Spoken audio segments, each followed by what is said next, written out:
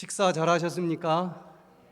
네, 점심이 너무 맛있게 나와서 졸기 딱 좋은 시간 같은데 또 우리에게 필요한 말씀들을 또 듣고 큰 유익이 있는 시간이 됐으면 좋겠습니다. 오늘 봐도 사방이 다 푸르른 색이고 모처럼 미세먼지 없고 너무 상쾌한 안식일 오후 시간인 것 같습니다. 특별히 어제 오늘 이렇게 삼육대학에서 VIP 초청 말씀 잔치에 우리가 함께 할 수 있어서 얼마나 또 기쁜지 모르겠습니다. 우리가 하루하루 살아가면서 이왕이면은 기쁘고 행복하게 좀 살아야 되지 않겠습니까? 그래서 우리가 이번 이 세 번의 시간을 통해서 과연 세로토닌이 어떻게 하면은 많이 나올 수 있을까 하는 주제를 가지고 살펴보고 있습니다. 특별히 먹는 것도 중요한 것 같아요. 이 세로토닌이 나오는 것에 먹는 것을 어떤 것을 어떻게 먹느냐 이미 알고 있는 것처럼 보이지만 조금 더 전문적으로 배우고 실천할 때 놀라운 일들이 일어나는 것을 보게 됩니다. 중국에서 이 프로그램을 할 때에 띵첸쿠이라고 하는 분이 참여를 했습니다. 심장을 찍은 사진을 보니까 심장 근육에 피를 공급해주는 이 관상동맥이 크게 세 가닥이 있는데 요즘에 여기가 막힌 분들이 너무 많잖아요. 먹는 음식과 관계가 제일 큰 것 같습니다. 이분 같은 경우는 한 7, 8군데가 거의 막히다시피 할 정도로 협심증이 심해요. 그래서 평지를 걸을 때도 90m 정도만 걸으면은 이 장단지 쪽에 피가 다 고갈돼서 주저앉습니다. 이런 분이 이 백투에덴 프로그램에 오셔서 일단은 디톡스를 했어요. 디톡스를 하면은 굶기는 것은 아니지만 2000kcal 먹지는 않습니다. 그냥 물만 먹고 단식을 하는 방법도 있는데 굉장히 힘들어요. 조금 이 독소가 빠질 때까지 지속하기가 사실은 어렵습니다. 그래서 저희는 먹습니다. 먹어서 하루에 한 900kcal 정도는 이제 먹기 때문에 그렇게 힘들지 않고 한 달도 하고 어떤 사람 2달도 할 수도 있어요. 그런데 그 900kcal가 그간에 먹던 밥을 양만 줄인 것이 아니고 이미 다 소화가 된 걸 먹습니다. 단백질을 먹는 것이 아니라 단백질이 소화된 아미노산 또 이 전부 미생물이 이미 밖에서 다 소화시키고 분해시킨 발효 배양물을 먹기 때문에 이 장에 들어가서 미생물이나 우리 몸에 있는 효소가 소화시킬 필요 없이 그냥 흡수를 할 수 있고 칼로리는 공급이 되는데 이 몸에 이런 비타민, 미네랄, 효소가 부족해서 피가 되고 살이 되고 에너지가 되지 못한 찌꺼기들이 여기저기 붙어 있습니다. 특별히 심장 혈관에 이게 붙으면 협심증, 막히면 심근경색. 그냥 안 먹는 것보다도 그것을 떨어뜨려 내주는데 필요한 영양소는 먹어주면서 하는 거예요. 그렇게 한 4일 정도 했더니 이분이 굉장히 느낌으로 좋다고 그래요. 병원 가서 찍어본 것은 아니지만 혈색도 너무 좋아요. 그래서 4일이 지난 다음에 칭다오의 그 노산이라고 하는 곳으로 우리가 운동을 가는 프로그램이 있었는데 이분은 아예 일어나질 않아요. 자기는 계단이나 산은 못 올라간다라고 생각을 하는 거예요. 그래서 혼자만 여기 남아있지 말고 가는 데까지 가보자. 여기 의사 2명이 당신과 함께 같이 갈 테니까 가다가 힘들면 우리도 거기까지만 간다. 그러니까 일단 가보자 해서 이제 데리고 갔습니다. 그런데 90m를 걸어가면은 다리 힘이 빠지는데 계속 가는 거예요. 그래서 산 밑에까지 한 1km를 걸어가다가 안 아프니까 이상하다는 겁니다. 아니 뭐가 이상하냐 그랬더니 왜 자기가 주저앉지 않고 계속 가느냐는 거예요. 그럼 조금만 더 올라가 보자. 이제 또 산을 올라가는데 한 중턱까지 올라간 다음에 진짜 이상하다는 거예요. 뭐가 그랬더니 이쯤 되면 심장이 터질 듯이 아파야 되는데 왜 안 아프냐는 겁니다. 그래서 그럼 조금만 더 가보자. 조금만 하다 보니까 이 노산이 막 큰 바위산이라 굉장히 험준했어요. 그런데 통증을 한 번도 느끼지 않고 그 노산 꼭대기까지 올라가서 사진을 찍은 겁니다. 그 뒤로 저는 일주일 동안 가르쳐 드리기만 하고 그 다음에 이제 한국으로 왔는데 3개월 뒤에 사진과 함께 또 연락이 왔어요. 배운 그대로 3개월을 실천을 했더니 몸무게가 한 15kg가 빠졌어요. 배가 쑥 들어갔고, 그리고 이제 걷는 정도가 아니라 아침마다 6km씩 마라톤을 달리고 있다는 거예요. 전혀 상관이 없다는 겁니다. 아픈 것도 없고, 특별히 심혈관계 계통에 문제가 있는 사람들은 먹고서 처리되지 못한 찌꺼기들, 산화 콜레스테롤이 혈관벽에 덕지 달라붙어 있고, 예전에 이렇게 널쭉했었던 혈관 내면적이 이렇게 좁아져 있는 것을 보게 돼요. 그런데 이 디톡스를 하면은 일단 먹으면 혈관으로 흡수가 되기 때문에 혈관에 붙어 있는 독소들을 제일 먼저 뜯어서 버려줍니다. 그래서 심장이나 뭔가 혈액 순환이 잘 되지 않아서 나타난 질병들은 1주, 2주만 해도 굉장한 효과들이 나타나는 것을 봐요. 그렇게 심혈관계가 청소가 된 다음에 이제 한 30% 정도밖에 피가 흐르지 못하던 사람들이 90%, 100% 흐르면 그 혈액 공급이 제대로 되지 못하면서 발생한 2차적인 여러 가지 질병들이 또 치료되는 것을 봅니다. 허리 디스크든지 목 디스크, 요즘에 이 디스크로 고생을 하시는 분들이 참 많아요. 그것도 근본적으로는 그 부분에 영양분을 공급해주는 혈관에 동맥경화증이 진행이 돼 있어요.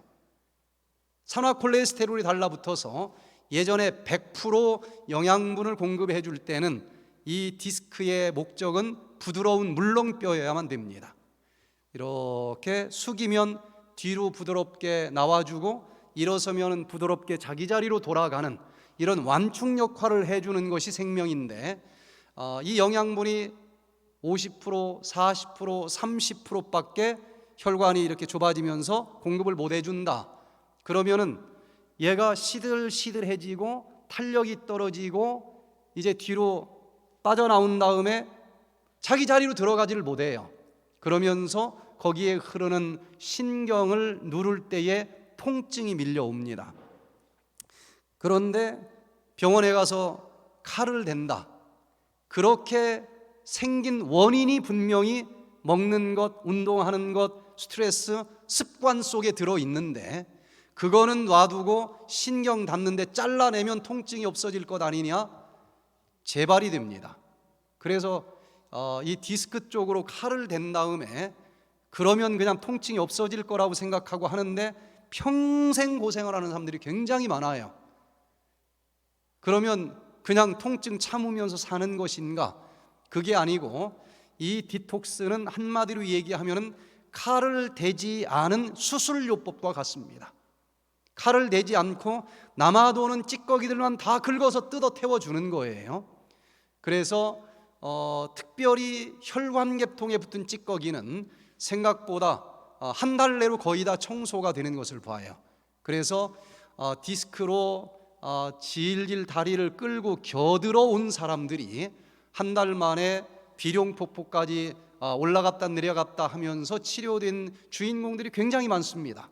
그래서 이분 같은 경우도 짧은 이 체험을 통해서 심장이 완전히 좋아지는 것을 보게 됐습니다. 그래서 건강을 위해서 무엇을 어떻게 먹느냐 하는 것은 굉장히 중요합니다. 그래서 오늘 이 오후 시간에는 세로토닌 생성을 위한 5대 영양소 식단 짜는 법에 대해서 살펴보도록 하겠습니다. 세로토닌 물질이 나오면 물질이지만은 마음에 이제 신호를 주면서 평안하고 행복하고 유쾌해진다. 그래서 마음은 마음이고 몸은 몸으로 생각하던 그 시절은 이제 지나갔고 몸과 마음은 완전히 혼연일체된 존재라고 하는 것이 과학적으로도 증명이 된 시대에 살고 있습니다. 그래서 우리가 신앙생활하는 사람들의 최고의 목표가 있다고 하면 성품 변화 아니겠습니까? 다 썩어 없어질 물질 세계에 우리가 살고 있지만 하늘까지 가지고 갈 수 있는 유일한 것은 예수님과 함께 변화된 품성밖에 없는데 수십 년을 노력해도 이게 잘 안 되는 경우가 있지 않습니까? 그런데 이 성품 변화라고 하는 것은 마음이 평안한 것, 누가 자꾸 긁는데도 화를 안 내고 포근하게 감싸주는 것, 이런 걸 좀 성품이 변화됐다고 얘기할 수 있지 않겠어요? 이 신경 전달 물질로 얘기한다고 하면은 세로토닌이 충분히 나오게 하는 것이 성품 변화라고 생각을 합니다. 그래서 이 세로토닌이 충만하게 이 성품이 변화되기 위해서는 어떻게 해야 될까? 베드로후서 1장 4절에도 보면은 이로써 그 보배롭고 지극히 큰 약속을 우리에게 주사 이 약속으로 말미암아 너희로 정욕을 인하여 세상에서 썩어질 것을 피하여 신의 성품에 참여하는 자가 되게 하려 하셨으니, 하나님께서는 우리에게 기대하는 게 뭔가, 이 땅에서 여러 가지를 할 수 있겠지만은 신의 성품에 참여하는 자가 되기를 원하신다는 것입니다. 안식일을 지키는 것도, 성경을 몇백 번 읽는 것도, 전도하는 것도, 봉사하는 것도 다 수단에 지나지 않는다고 생각을 합니다. 그 모든 것을 통해서 우리가 하나님의 성품으로 변화되는 것이 목표일 텐데, 이게 보이지 않는 세상이라 잡히지도 않고 참 쉽지 않습니다. 그런데 이 세로토닌 학을 연구를 해보니까 조금 더 쉽게 접근할 수 있는 길들도 있겠다. 왜냐하면 우리가 어떤 마음을 먹느냐에 따라서 어떤 신경 전달 물질들이 분비되는지가 이제 밝혀지고 있지 않습니까? 또 이 신경 물질인데, 물질이 나오면 온 세포에 어떤 물질이 나왔느냐에 따라서 이제 이 신경 세포가 온 몸에 신호를 보내고, 그 신호에 의해서 우리는 기쁠 수도 있고 화가 날 수도 있다. 그래서 이 마음이 몸까지 지배를 하고, 또 우리 몸에 들어온 어떤 음식과 물리적인 자극물들이 내 마음을 영향을 준다. 그래서 요즘에는 심리 영양학이라고 하는 학문이 이제 연구되고 있고, 먹는 것이 여기 성품 변화에 영향을 주고, 또 이 마음이 음식을 소화시키는데도 영향을 준다. 이런 이제 연구 결과들이 최근에 많이 발표되고 있습니다. 그래서 좋은 마음을 먹을 때 세로토닌이 분비가 되고, 또 세로토닌이 분비가 되면은 기쁘고 유쾌하고 상쾌하고 이렇게 또 몸들도 가볍게 움직이지만, 나쁜 마음을 먹으면은 아드레날린 계통의 물질들이 나오면서 화가 나고 신경질 나고 짜증이 나고, 이 반대도 또 성립이 된다는 연구가 최근에 발표가 되고 있는데, 장크롬화 친화성 세포, 크로마핀 셀이라고 하는 세포의 기능들에 대해서 최근에 많이 연구가 되고 있습니다. 우리 장에 보면은 장벽 세포가 있습니다. 장벽 세포에서 한 1% 정도 되는 아주 작은 EC 세포라고 하는 게 있는데, 이 장 세포가 이렇게 표면적이 넓으면은 그 중에 1% 정도 되는 세포가 장크롬화 친화성 세포라고 하는 것입니다. 이 세포가 무슨 일을 하느냐? 우리 몸 전체 피부보다도 이 장 표면적의 피부는 피부보다도 100배 이상 더 넓습니다. 그래서 털처럼 이렇게 나와 있는데 그게 다 표면적을 합해보면 굉장히 넓은 거예요. 그 표면적 여기저기에 그 중에 한 1% 정도가 이 C세포라고 하는 것인데, 이 C세포에서 우리 몸에서 만들어지는 세로토닌의 90%가 만들어진다는 거예요. 세로토닌이 나오면 마음이 평안해지고, 옛날에는 세로토닌 호르몬은 여기 뇌신경세포에서 만들어지는 것에만 관심을 가졌는데, 사실은 우리 몸의 전체 분비되는 세로토닌 중에서 90%는 장에서 만들어진다는 것입니다. 그래서 마음이 평안해지려면 장이 평안해져야 돼요.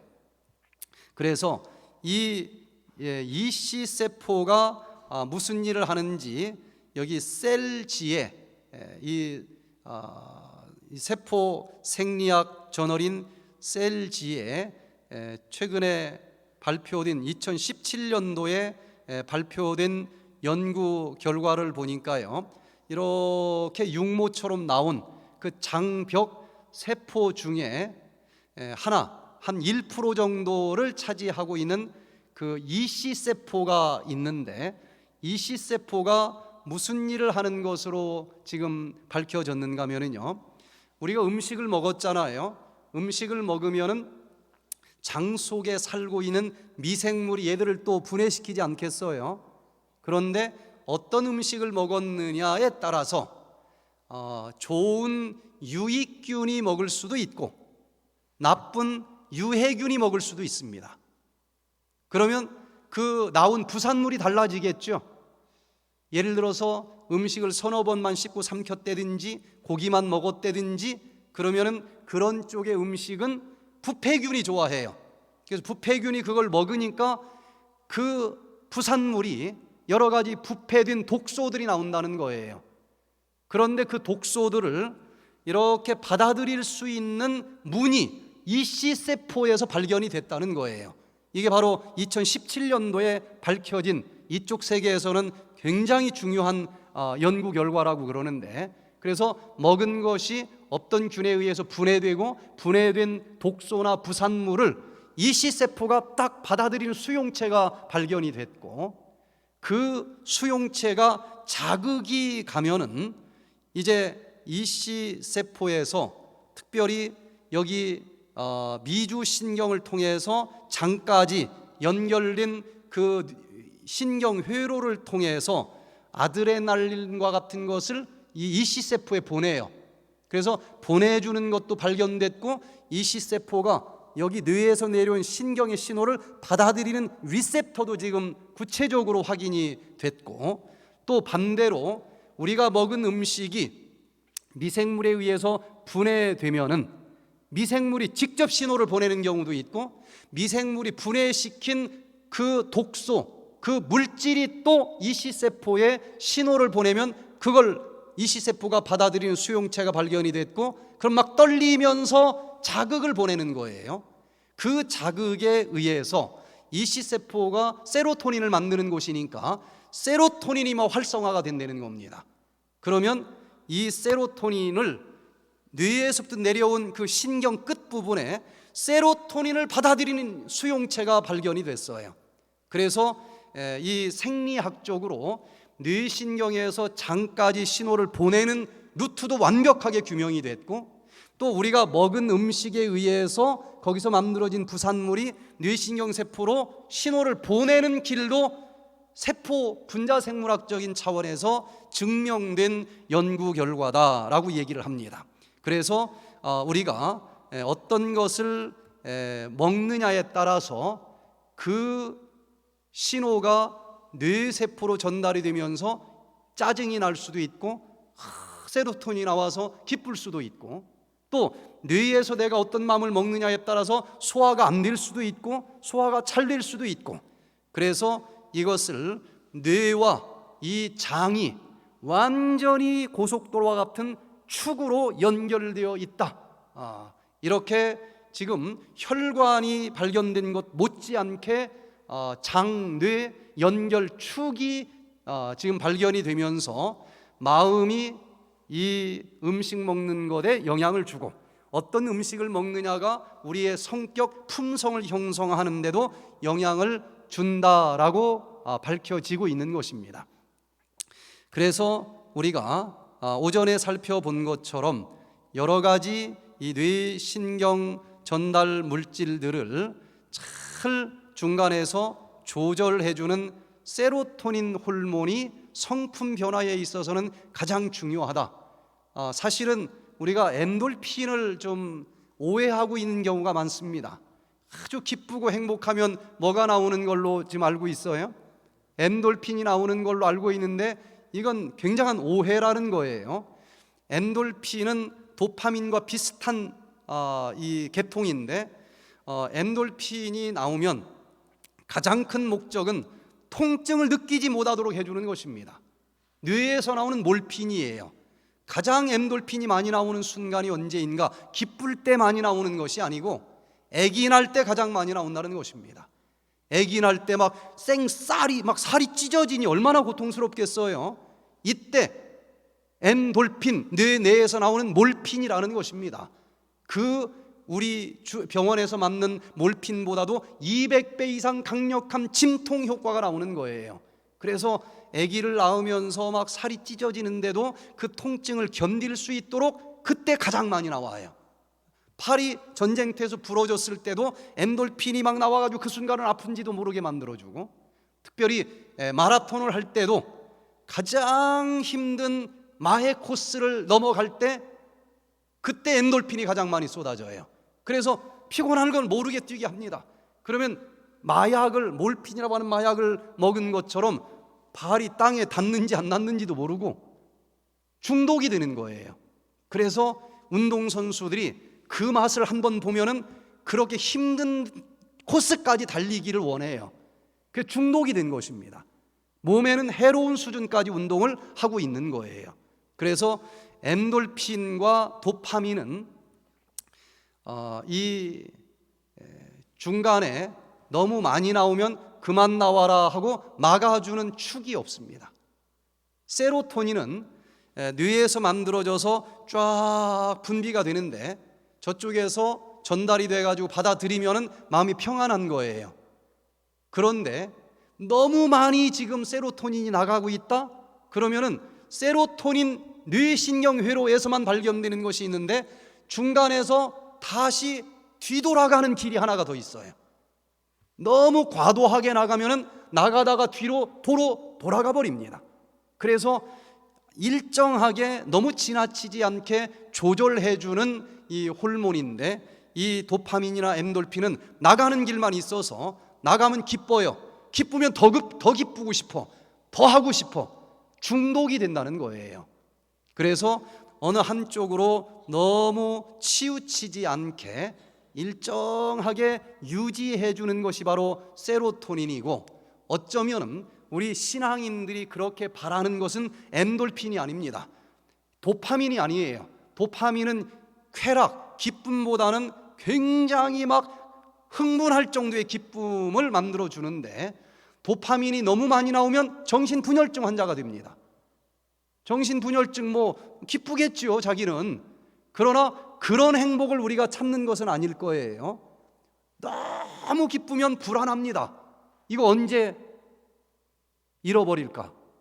그게 진짜 행복이 아니고, 이 우리가 지금 기대하는 행복은 은은하면서도 가득 찬 것 같으면서도 평온한 것 같은 그런 행복을 우리가 꿈꾸는 것인데, 그것은 뇌신경 물질로 볼 때는 세로토닌이 하는 일과 같다는 거예요. 그래서 우리가 어떻게 하면 세로토닌이 충만히 나올 수 있을지 이걸 좀 연구를 해야 되겠는데, 이쪽 도파민이나 노르아드레날린 그리고 또 이런 것들은요, 특징이 우리 이 뒤에 숨골 밑에 뇌간에서 다 생산하는 장소가 있는데, 좌측 뇌, 우측 뇌 두 개가 있습니다. 양쪽 두 군데가 대칭으로 있어요. 그래서 잘못하면 한쪽 균형이 깨질 수도 있는데, 중간에서 조절을 해주는 사명을 가진 이 세로토닌의 특징은 뇌간 한가운데 정중앙에 위치합니다. 다른 건 다 양쪽 좌측 뇌, 우측 뇌로 나눠져 있는데, 이 세로토닌은 한가운데 한 줄밖에 없어요. 그래서 말 그대로 중간에서 모든 것을 균형을 잡아주는 그런 일을 하고 있다고 하는 거예요. 자, 그래서 이 백투에덴 치료 원리는 혈압을 낮춰주는 게 아닙니다. 살을 빼는 것도 아니에요. 똑같이 백투에덴을 하는데, 이거는 가장 행복하고 기쁘고 정상적인 에덴으로 돌아가는 프로그램입니다. 똑같이 하지만 혈압이 높은 사람은 내려가서 정상이 되고, 혈압이 낮은 사람은 올라가서 정상이 되게 하는 그런 프로그램이에요. 박이락 사장님 부부가 이 백투에덴 프로그램에 참여를 했습니다. 남편은 아주 높은 집안 내력이 있는 고혈압을 가지고 있고, 그 부인은 90도 안 올라가, 위에 혈압이. 아주 지독한 저혈압으로 맨날 어지럽다고 그러고 힘이 없어요. 그런데 와서 똑같이 먹고 똑같이 운동을 합니다. 일주일이 지났는데 이 남편은 약을 끊어도 내려가지 않던 혈압이 약을 끊고서도 120에 80 정상이 됐고, 부인은 또 혈압이 올라가서 120에 80 정상이 됐어요. 그래서 이 두 분이, 아니 세상에 어떻게 이런 게 다 있을까? 백투에덴은 에덴으로 돌아가는 것입니다. 어디로 치우쳤든지 정상으로 돌아가는 운동이에요. 그래서 이분들이 너무너무 기뻐하면서 자기 회사 직원들한테 당신들도 한번 가봐라. 일주일 회사 안 나와도 월급은 다 줄 테니까 가봐라. 근데 아무도 안 가더래요. 그래서 너무 안타까워서, 그러면 일주일 안 나와도 월급 주고, 그리고 일주일 거기 가서 지불해야 될 회비도 우리가 회사에서 다 대준다. 그래서 전 직원을 2년에 걸쳐서 매기마다 2명, 3명씩 보내서 이 직원들을 체험하게 했는데, 거기 갔다 온 사람들은 한 사람도 예외 없이 사장님한테 진짜 큰절을 했대요. 이야, 이렇게 기가 막힌 것을 배울 수 있도록 기회를 줘서 너무 고맙다. 여러분, 우리가 너무 붕붕 뜰 것도 아니고 너무 가라앉을 것도 아니고, 언제나 든든한 이 세로토닌이 나오는 그런 이 행복을 누리면서 살아갈 수 있게 되기를 간절히 바랍니다. 세로토닌이 좀 부족할 때는 어떤 증상이 나타나는가 하면요, 우울증이 옵니다.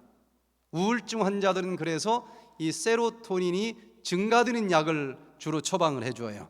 무기력하고 무능감이 있고 고립감, 허무감, 죄책감, 이게 세로토닌이 부족할 때 나오는 증상이고, 또 성격 장애가 옵니다.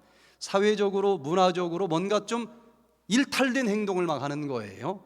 또 세로토닌이 부족하면 식욕이 떨어집니다. 밥 생각이 없어요. 또 불안 장애가 옵니다. 불안해져요. 또 월경 증후군, 이게 막 통증이 더 심하다든지 불안하든지 이런 일들이 더 많이 생기고, 그 다음에 알츠하이머 치매가 더 많아집니다. 특별히 알츠하이머 치매 환자들에게서는 이 세로토닌 수치가 저하된 것이 발견되고 있어요. 그래서 장 건강과 이 세로토닌은 연결이 돼 있고, 그것이 파킨슨씨와 나이 들어서 제일 두려워하는 치매와 관련이 있다라고 한양대 이 구리병원 신경정신과에서 발표한 내용입니다. 그러면 지금 잠깐 밥 먹고 졸리는 시간이니까 자가 진단을 한번 하고 넘어가면 좋겠어요. 자, 몇 개가 걸리는지 한번 세보세요. 몇 개가 걸리는지. 이 문항 중에서 내가 세로토닌이 얼마나 결핍됐는지. 1번, 근심, 걱정, 우울, 불행, 불안 등 감정이 좀 불안정하다 요즘에. 그런 사람은 이제 1점 하나 먹고 들어가고요. 그 다음에 참 피곤해, 또 1점 하나 올라가요. 또 세 번째는 좀 부정적이야, 비관적이고 죄책감이 있고 뭔가 강박감이 있어요. 그럼 또 1점 올리고요. 4번은 식욕 증가로 인한 비만 또는 반대로 식욕 감퇴가 찾아왔다. 그럼 또 1점 들어가요. 5번째, 과자와 빵, 설탕 등 단순당을 자주 찾는다. 그게 자꾸 먹고 싶다, 먹는다. 1점이에요. 6번, 자다가 자꾸 깨거나 불면증이 있고 수면 장애가 있다. 또 1점 들어갑니다. 7번째, 자신감이 없어요. 1점. 8번째는 긴장, 짜증, 신경질을 잘 낸다. 1점. 9번째, 충동적이고 폭력적인 성향으로 변하거나 필요 없이 요즘 자꾸 싸움을 건다. 10번째는 원인 없는 근육통, 편두통, 과민성 대장 증후군, 비만, 천식 등을 가지고 있다. 이 10개 질문 중에서 1개 내지 2개 정도 걸리면 사람인데 좀 봐줘야 되지 않겠어요? 거기까지는 정상이라고 얘기합니다. 그런데 3개 내지 4개가 걸렸다? 좀 자기 관리를 해야 돼요. 잠깐 멈춰서 자기 관리를 해야 되겠고, 5개가 넘는다? 이건 좀 전문적으로 치료를 해야 될 수준이라고 그래요. 세로토닌이 부족하다는 거예요. 그래서 3개 이상 걸린 사람은 지금부터 의무적으로 졸으면 안 돼요.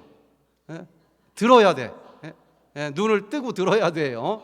이제 어떻게 하면은 세로토닌이 잘 만들어질 수 있는지에 대해서 지금부터 말씀을 드리겠는데, 제가 이 세로토닌에 대해서는 이번 삼육대학에서 처음 강의를 하는 거예요. 그래서 저도 요거 준비하면서 아주 책을 많이 보고 정성을 많이 들였습니다. 그래서 세로토닌이 전체적으로, 부분적으로야 물론 옛날에 강의를 했지만 전체적으로 어떻게 만들어지는지 이 한 장의 그림으로 직접 그리느라고 꽤 노력을 많이 했습니다. 세로토닌은 2군데에서 만들어지는데, 하나는 어디서 만들어진다? 뇌 속에서 만들어지고, 하나는 뇌 밖에서 만들어집니다. 자, 만들어지려면은 일단 재료가 있어야 돼요. 세로토닌은 물질이니까. 그 재료는 단백질 속에 들어 있습니다. 그래서 콩을 먹어야 돼요. 단백질을 일단 먹지 않으면 세로토닌은 만들어지지 않습니다. 근데 단백질 자체가 세로토닌이 되지는 않아요. 단백질이 소화가 돼야 됩니다. 소화가 되려면은 위장으로 들어가서 위산이 나와야 되겠죠.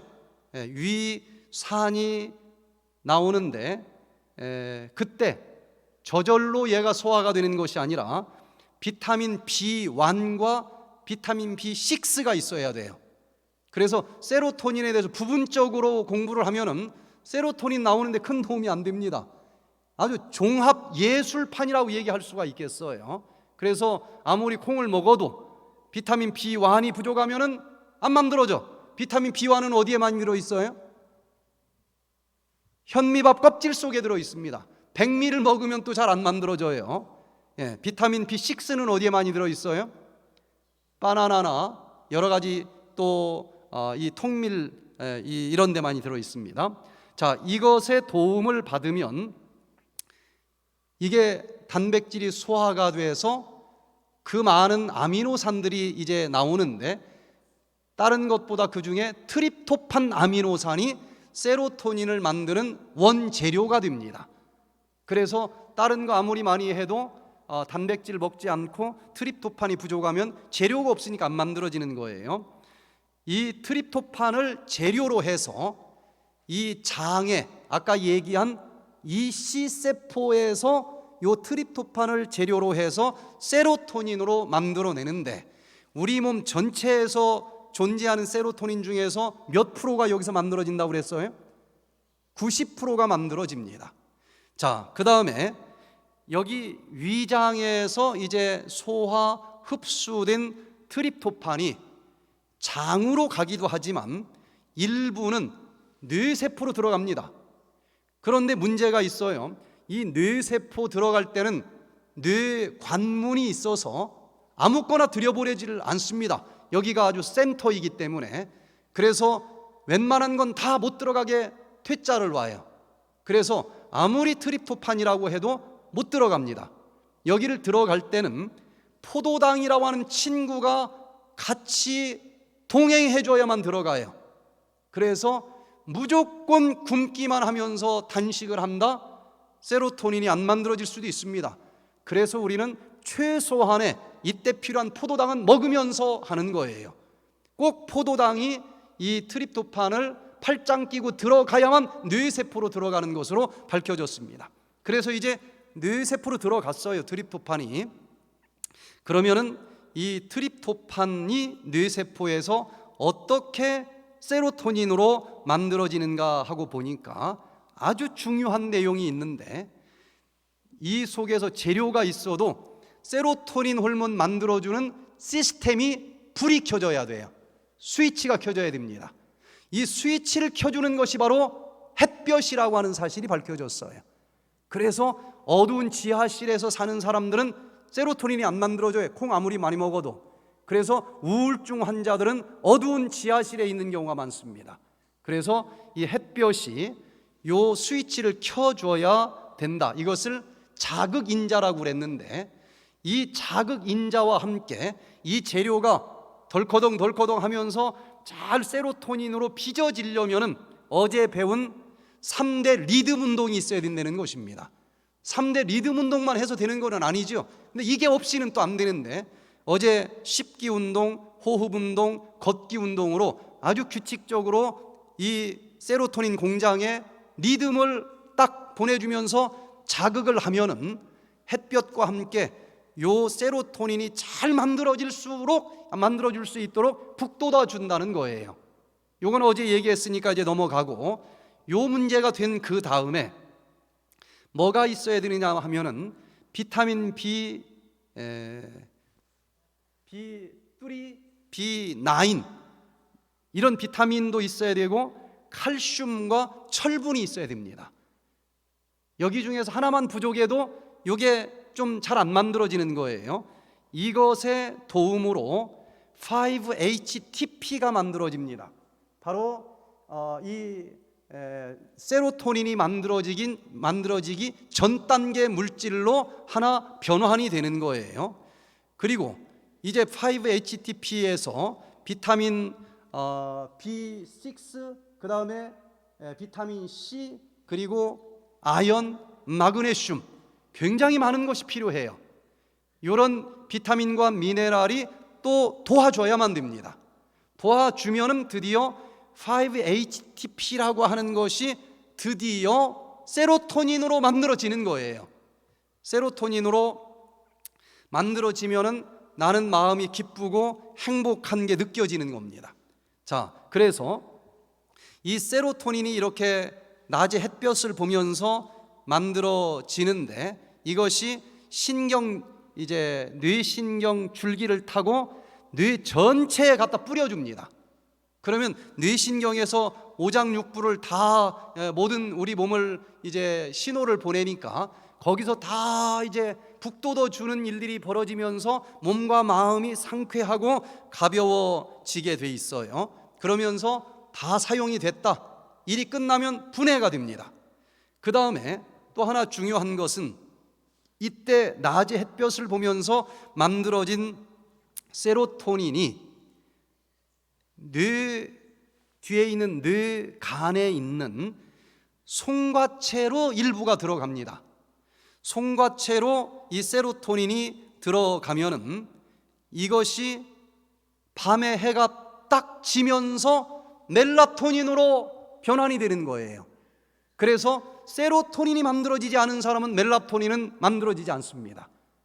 멜라토닌 호르몬은 우리가 알다시피 밤에 잠을 자게 해주는 호르몬이잖아요.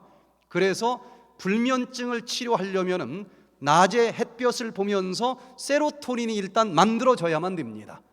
밤에 그냥 자려고만 노력을 해서는 불가능한 거예요. 자, 이렇게 멜라토닌이 이제 만들어지면은 전신으로 이제 신경을 타고 분비가 되면서 눈이 감겨지고 이제 몸이 무거워지면서 잠을 자도록 되어 있다는 것입니다. 자, 이게 지금 세로토닌을 만들어주는 전체적인 이 과정을 제가 여기저기 걸 다 모아서 하나의 그림으로 지금 만들었는데, 우리가 세로토닌이 잘 만들어지기 위해서는 일단 뭐가 있어야 되겠습니까? 빛이 있어야 돼요. 빛이 없는 한은 이 기쁨은 없습니다. 그런데 빛이니까 이 형광등 켜면 되겠지 하는데, 이건 하나님이 주신 빛 외에는 불가능한 거예요. 왜냐하면은요, 이 빛이 보니까 일반 거실에다가 지금 켜놓는 그 조명은 밝기가 700럭스 정도 됩니다. 700럭스 정도 되고, 이 맑은 날 태양빛은 10만 럭스가 돼요. 구름이 낀 날 아니면 나무 그늘 밑에서도 1만 럭스가 됩니다. 그런데 이 세로토닌 신경 다발이 스위치가 켜지기 위해서는 적어도 1만 럭스 이상의 자극이 가야 되는 것인데 700럭스짜리 뭐 10개를 붙여봤자 7,000밖에 안 되니까 실내에만 있어서는 안 된다는 거예요. 그래서 이 세로토닌 호르몬이 잘 만들어지기 위해서는 어둠을 사랑하지 말고 빛이 있는 삶을 살아야 돼요. 그래서 낮에 햇볕을 보면서 누군가 찾아다니고 전도하고 사랑을 하는 사람들에게 이 세로토닌이 만들어지게 돼 있다고 하는 것입니다. 그래서 요한복음 8장 12절에 예수께서 또 일러 가라사대 나는 세상의 빛이니 나를 따르는 자는 어둠에 다니지 아니하고 생명의 빛을 얻으리라. 영적으로 육적으로 같은 원리일 것 같아요. 이 밝은 빛을 이제 따라다니면서 그 빛이 여기 눈으로 들어오면은요, 여기 뇌세포에서 빛을 감지하는 시신경 세포에서 감지를 하고 지금 얘기한 대로 스위치가 켜지면서 세로토닌 호르몬이 어떻게 만들어지는지가 자세하게 밝혀졌습니다. 그래서 이사야 45장 7절에 나는 빛도 짓고 어둠도 창조하며 나는 평안도 짓고 환난도 창조하니 나는 여호와라 이 모든 일을 행하는 자니라 하였노라. 평안도 하나님이 만드신 것이고 그 평안은 빛도 만드신 그 하나님께서만 주실 수 있다고 하는 것입니다.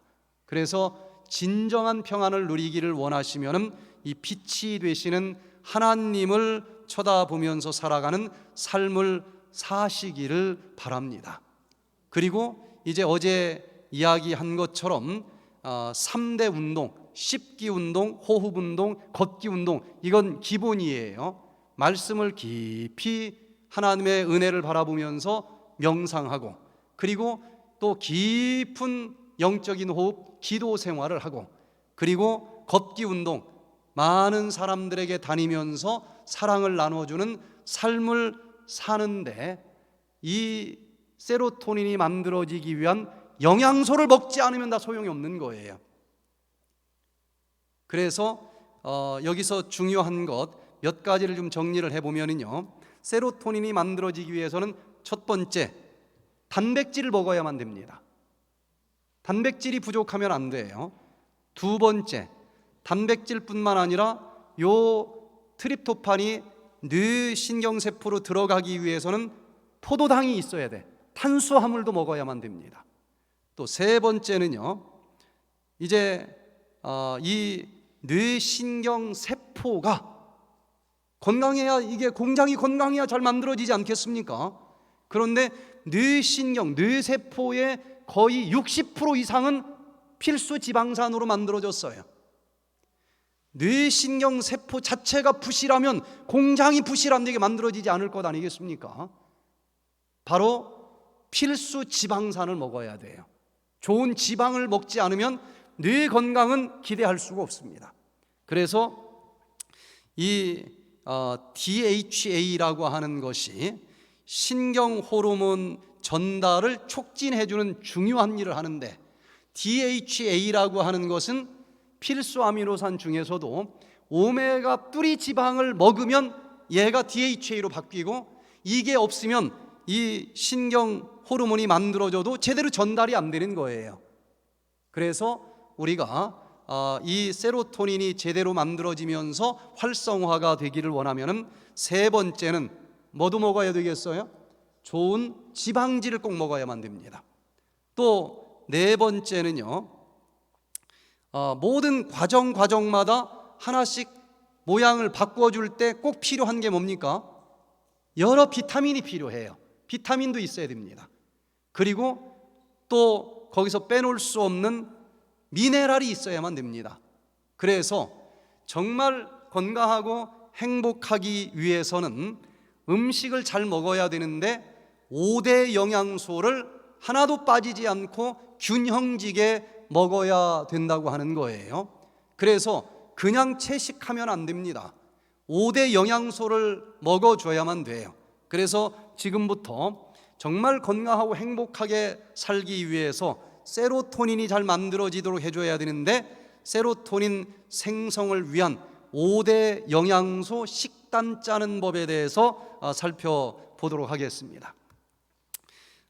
이 리비히라고 하는 식물학자가 최소율의 법칙을 발표를 했는데, 옛날 이런 물통 좀 있었죠. 나무 널판지 여러 개 이제 붙여서 물통을 만들었는데, 세월이 지나다 보니까 그 중에 하나는 낡아서 부러진 곳도 있어요. 그러면 이 물통에다가 물을 부으면은 어떤 널판지 높이까지 물이 채워질까요? 제일 높은 곳까지 채워집니까? 제일 낮은 곳까지 채워져요. 높은 건 의미가 없습니다. 제일 낮은 데까지만 채워지고 더 부으면 쏟아져 나가요. 그래서 이 식물학자가 식물을 키우면서 여러 가지 인산, 칼륨 뭐 여러 가지 영양소가 있는데 비율을 다르게 해주면서 키워봤어요. 어떤 비율로 줘야 가장 건강하게 클까? 그랬더니 많이 주는 거하고는 상관이 없고 그 중에 제일 부족한 것만큼만 크고 나머지는 더 줘도 빠져나가더라는 거예요. 식물이 자랄 때도 이 최소율의 법칙이 중요합니다. 그래서 지금보다 더 크기를 원하면은 많이 준 거 더 줄 게 아니고 어떤 걸 더 주면 좋겠어요? 제일 지금 부족한 게 무엇인지를 찾아서 그걸 한 주먹 주면 한 주먹만큼 더 크는 거예요. 영적인 품성 변화, 영적인 성장도 마찬가지 아니겠습니까? 우리가 영적으로 성장하기 위해서 말씀 보는 것도 있고 기도하는 것도 있고 전도하는 것도 있고 뭐 여러 가지가 있을 거예요.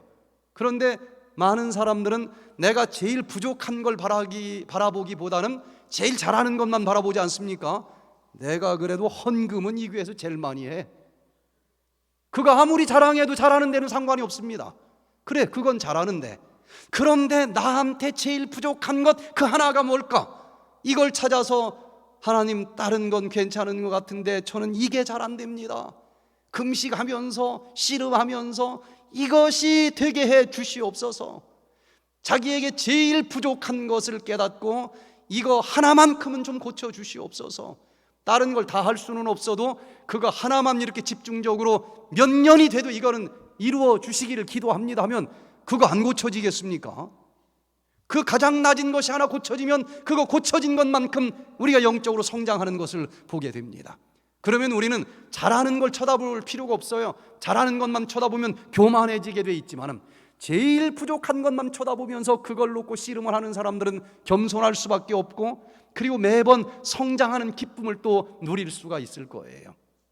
그래서 영적으로 육적으로 우리는 이 5대 영양소를 같이 균형지게 먹어야 되는데, 지금 잘 먹는 것 쳐다보지 말고 그 중에서 나는 뭐가 부족할까? 그래서 한 수저를 먹어도 이 5대 영양소 짝을 져서 먹고 있는지를 살펴봐야만 됩니다. 그런데 많은 사람들은 그냥 지금 먹던 식단에서 고기만 안 먹으면 되는 걸로 생각을 해요. 제가 어느 할머니 집에 방문을 했습니다. 그랬더니 이 할머니가 밥을 먹고 가야 된다는 거예요. 제가 예고도 없이 왔기 때문에 너무 실례인 것 같아서 아니라고 그냥 간다고 그랬더니 이 정이 많은 할머니가 아니래, 밥을 꼭 먹고 가야 된대. 얼마나 강권을 하는지 주춤주춤하고 있으니까 부엌에 가서 밥상을 하나 갖다 딱 차려놓는 거예요. 근데 밥상까지 펼쳐놨는데 그냥 가면 그 다음 얼굴 못 볼 것 같아서 할 수 없이 앉았더니 이제 뭐 준비가 안 됐으니까 부엌에 가서 일단 밥을 한 사발 가지고 오는데 무슨 밥인가 하고 보니까 무밥이 나와요. 야, 내가 좋아하는 무밥이 나오네. 이제 또 가서 덜그럭 하더니 국을 가지고 오는데 무슨 국인가 하고 보니까 무국이 나오는 거예요. 기분이 조금 이상해져요. 부엌에 가서 또 반찬을 하나 가지고 나오는데 뭔가 하고 보니까 무나물이 나오는 겁니다. 그래서 뭐 좀 부족하다 생각이 됐는지 부엌에 가서 또 하나를 가지고 오는데 생채나물을 또 가지고 나와요. 그래도 뭔가 좀 그래도 부족하다 생각됐는지 가서 또 가지고 오는데 동치미 국물을 갖고 나와요. 또 가지고 오는데 총각김치가 또 나와. 한참 나왔다고 생각이 드는지 모르지만은 제가 볼 땐 뭐밖에 안 나왔어요? 무밖에 안 나왔어요. 대부분 요양원을 다녀봐도 마찬가지인데 열심히 챙긴다고 하는데 5대 영양소 중에서 하나 정도가 빠져있는 경우가 꽤 많습니다. 이게 웃을 일이 아니에요. 우리도 시장 가서 이것저것 사는데 사다 보니까 두부 샀지, 콩나물 샀지, 콩조림 샀지, 청국장 샀지, 한참 샀는데 한 종류밖에 안 산 거예요. 그리고 왜 똑같은 돈인데 왜 김치 나오지, 상추 나오지, 또 뭐 겉절이 나오지, 전부 같은 계통을 내놓는 경우가 많아요. 그래서 단 한 수저를 먹을지라도 5대 영양소 짝이 맞도록 먹어줄 필요가 있습니다. 그러면 영양이 부족하지 않고 허하지 않은데 고기만 빼고 그냥 나머지를 채식이라고 먹으면은 그 중에 뭔가 하나가 부족해지면서 신물이 올라오고 허해요. 그럼 사람들은 또 영양이 부족한 줄 알고 또 뭘 생각을 해요? 고기를 먹어야 되나 보다. 아무래도 도로 고기 먹으러 돌아가 버려요. 그래서 이 마음이 평안해지고 세로토닌이 잘 만들어지기 위해서는 꼭 5대 영양소 짝을 져서 식단을 만들어야 된다는 것인데, 어떻게 하면은 이 5대 영양소별 식단을 잘 짤까? 그냥 착 보면은 영양학을 공부 안 했어도 1초 안에 뭐가 빠졌다 금방 알고 뭘 넣으면 되겠다, 이런 가장 간단한 5대 영양소별 식단 짜는 법을 이 시간에 간단하게 설명을 좀 드려보겠습니다. 첫 번째, 단백질은 먹어야 되지 않겠어요? 트립토판이 들어가야 되니까. 그래서 단백질을 먹는데 뭘 먹으면 좋겠어요? 뭘로? 콩으로 먹어주는 게 제일 좋습니다. 고기 속에 많이 있는데 하고 고기를 먹으면 단백질은 있지만 이 세로토닌의 90%를 만들어주는 이 장 건강이 나빠져요. 고기를 먹으면 미생물의 종류가 굉장히 적다는 것이 밝혀졌습니다. 미생물은 양이 중요한 게 아니고 연구 결과는 다양하게 있는 게 건강하다고 그러는 거예요. 그런데 이것저것 채소를 먹는 사람들의 장에는 굉장히 다양한 종류의 미생물이 살고 있고, 고기, 햄버거만 먹는 사람들은 아주 몇 종류밖에 안 된다는 거예요. 그러면서 이 장에서 유해균이 살기가 더 좋은 환경이 만들어지고, 그리고 독소가 많이 만들어지면서 이 독소가 이씨세포를 자극을 하면은 여기서 바로 이씨세포에서 세로토닌이 만들어지는데 세로토닌이 잘 안 만들어진다는 거예요. 그래서 단백질이 필요하기는 한데 꼭 식물성 단백질, 콩을 먹도록 하자. 자, 사람은 소화기관의 구조를 볼 때에 고기를 먹도록 되어 있지 않고 채식을 하도록 되어 있기 때문에 고기를 이 채식 소화기관에다가 넣어주면은 워낙 잘 만들어져서 에너지가 나오기는 나오는데 독소가 많이 나온다. 그래서 우리는 꼭 이 단백질을 먹는데 콩 종류를 먹어주자는 거예요. 그런데 어떤 사람들은 이 콩을 먹으면 단백질이 좀 질이 낮지 않을까, 고기 단백질보다 흡수가 잘 안 되거나 필수 아미노산 중에서 뭔가 좀 결핍되어 있는 조금 저질의 단백질 아닌가, 자꾸 이렇게 얘기하는 사람들이 많아요. 근데 이거는 완전히 잘못된 오해입니다. 여기 미국 식품의약국과 국제보건기구에서 무엇을 발표를 했는가 하면요, 단백질로 다 단백질이 아니라는 거예요. 단백질을 쪼개면은 아미노산이 되는데 웬만한 아미노산은 다 합성이 됩니다. 그러나 절대로 합성이 되지 않기 때문에 필수적으로 매일 먹어줘야 되는 아미노산, 이걸 필수 아미노산이라고 그러고, 이 중에 하나만 부족해도 모든 우리 몸의 이 구조물들은 필수 아미노산의 조합으로 만들어지는 것인데 그 중에 부속 하나만 없어도 공사 중단입니다. 그래서 옛날 영양학자들은 한 식품 속에 필수 아미노산이 아이들은 9종류고 어른이 되면 하나가 또 만들어 합성이 돼서 어른들은 8종류인데 한 식품 중에 이 8개 내지 9개 필수 아미노산이 다 들어있다. 그러면 이것을 완전한 단백질이다. 그래서 완전 단백질이라고 불렀고, 단백질은 단백질인데 그 필수 아미노산 중에 일부만 들어있는 것은 뭐라고 불렀어요? 불완전 단백질이다 라고 불렀는데 뭐가 더 좋은 단백질처럼 보입니까? 완전 단백질. 그런데 계란 노른자나 소고기 단백질이 완전 단백질이라는 거예요. 쌀 속에도 단백질이 있지만은 필수 아미노산이 다 들어있지 않는 부족한 불완전 단백질이다. 이렇게 교육받은 사람들이 자꾸 콩을 먹으면은 뭔가 좀 필수 아미노산이 일부 부족할 거라고 생각을 해요.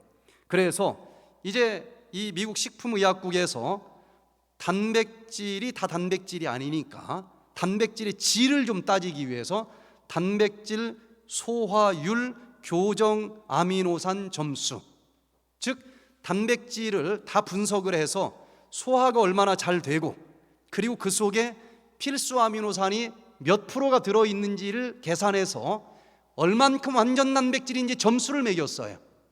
그런데 이 소고기가 완전 단백질인데 1.00 만점이 소고기 단백질입니다.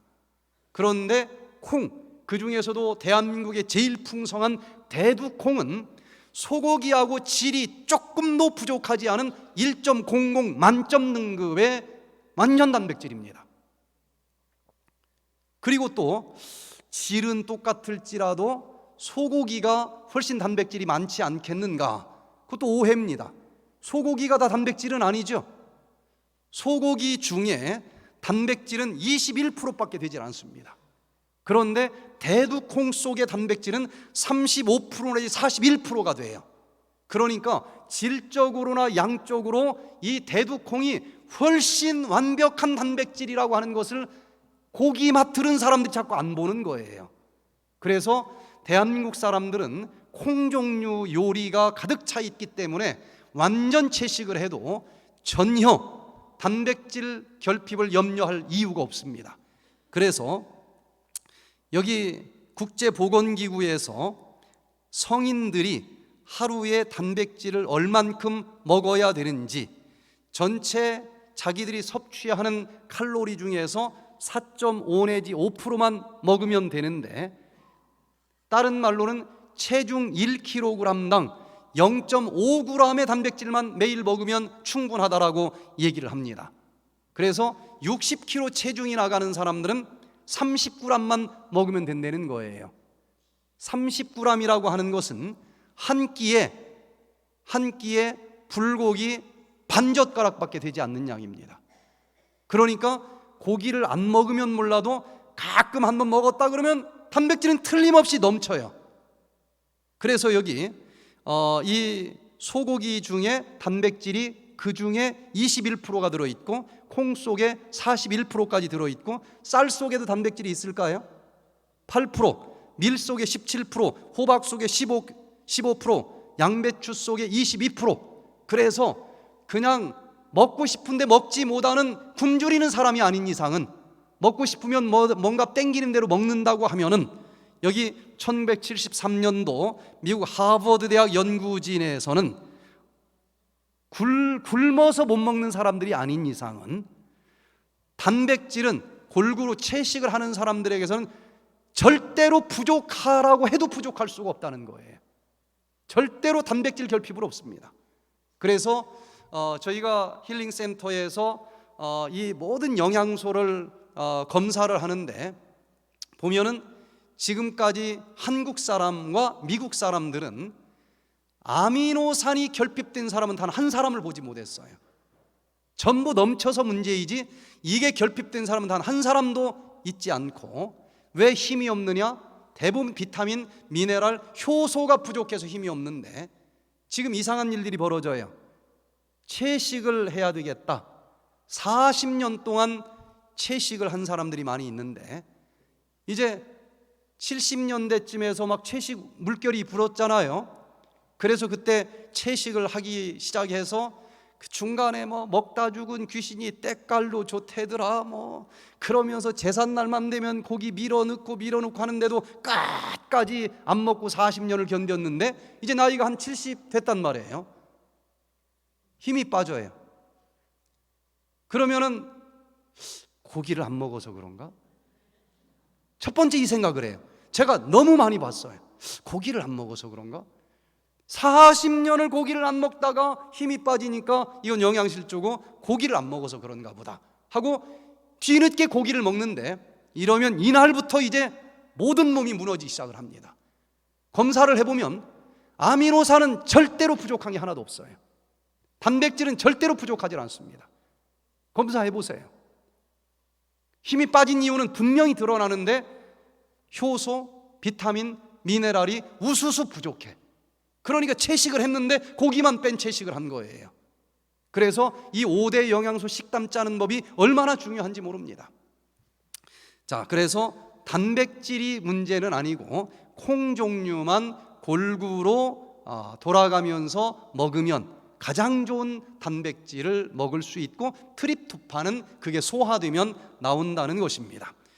이 박관서 씨가 미국에서 이 프로그램을 참여를 했는데 70년대에 미국으로 이민을 갔습니다. 공군 대령을 예편하고 가셨는데, 미국을 갔더니 그때만 해도 고기를 그렇게 마음껏 먹던 시절은 아니었잖아요. 명절 때 한 번씩이나 먹던 민족이었는데, 미국을 갔더니 고기가 얼마나 싼지, 얼마나 맛있는지, 하루 세 끼 고기 없이 밥을 먹은 적이 없다는 겁니다. 그러면서 야, 천국이 뭐 다른 곳이 천국이냐, 고기 하루 세 끼 먹으면서 사는 여기가 천국이지 하고 한 30년을 이렇게 먹고 살았더니 이게 손이 쪼릿쪼릿하고 얼음처럼 차가워지는 거예요. 혈액순환이 안 됩니다.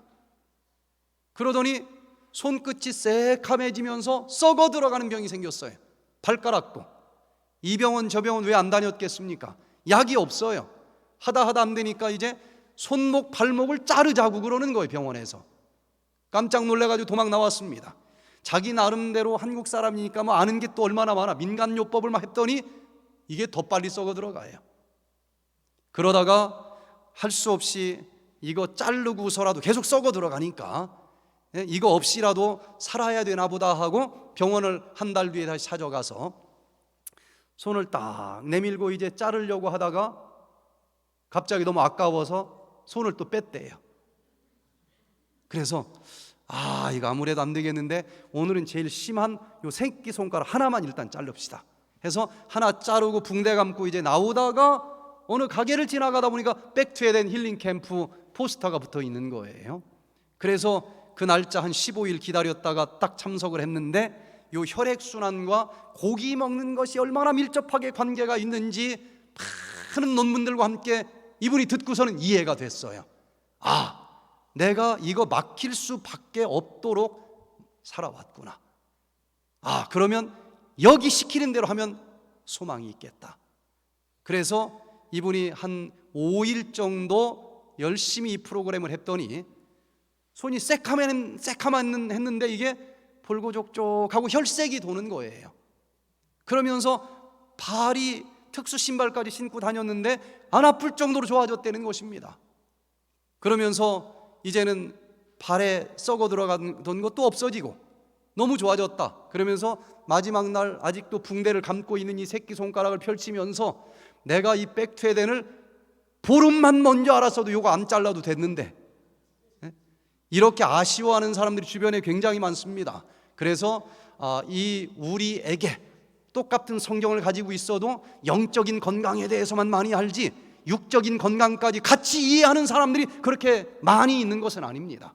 이건 하늘이 우리에게 준 놀라운 복음 아니겠습니까?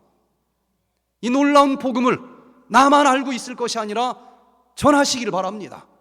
저는 많이 봤어요. 보름만 먼저 알았어도 이거 안 잘라도 됐는데, 어떤 젊은 부인은 2년만 먼저 알았어도 우리 어머니 암으로 안 죽었어도 되는데, 이렇게 안타까워하는 사람들이 많이 있습니다.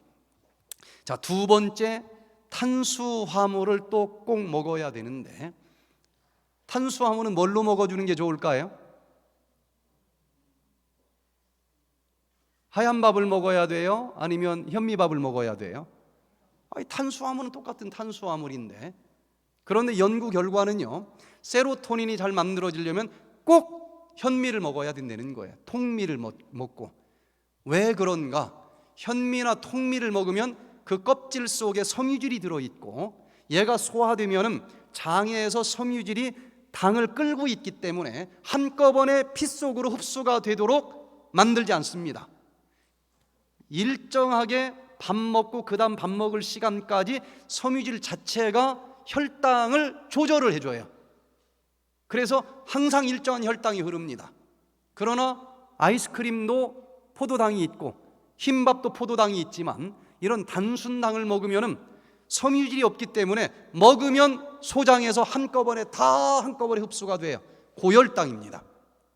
그러면 고혈당일 때는 피가 너무 끈적끈적해서 혈액순환이 안 되니까 여기 뇌 관문으로 트립토판이 쑥쑥 들어가지 못하고, 이렇게 포도당이 높으니까 비상이 걸려서 막 췌장에서 인슐린을 또 만들어내지 않겠어요? 싹 처리를 해주면 1시간 지나면 저혈당이면 또 포도당이 부족해서 트립토판 끌고 갈 수가 없어요.